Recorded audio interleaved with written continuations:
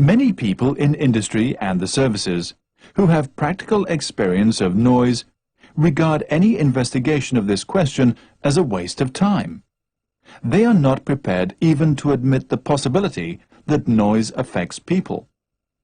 On the other hand, those who dislike noise will sometimes use most inadequate evidence to support their pleas for a quieter society.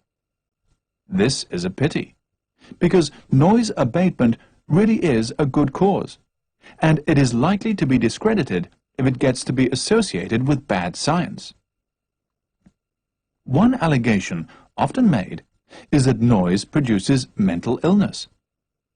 A recent article in a weekly newspaper, for instance, was headed with a striking illustration of a lady in a state of considerable distress, with the caption, "She was yet another victim, reduced to a screaming wreck." On turning eagerly to the text, one learns that the lady was a typist who found the sound of office typewriters worried her more and more until eventually she had to go into a mental hospital.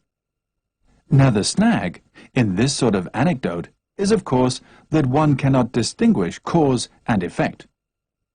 Was the noise a cause of the illness, or were the complaints about noise merely a symptom? Another patient might equally well complain that her neighbours were combining to slander her and persecute her, and yet one might be cautious about believing this statement. What is needed in the case of noise is a study of large numbers of people living under noisy conditions to discover whether they are mentally ill more often than other people are. Some time ago, the United States Navy, for instance, examined a very large number of men working on aircraft carriers. The study was known as Project Anihin. It can be unpleasant to live even several miles from an aerodrome. If you think what it must be like to share the deck of a ship with several squadrons of jet aircraft, you will realize that a modern navy is a good place to study noise.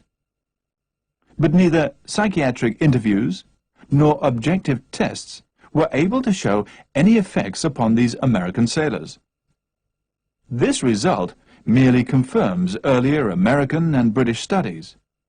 If there is any effect of noise upon mental health, it must be so small that present methods of psychiatric diagnosis cannot find it. That does not prove that it does not exist, but it does mean that noise is less dangerous than, say, being brought up in an orphanage, which really is a mental health hazard.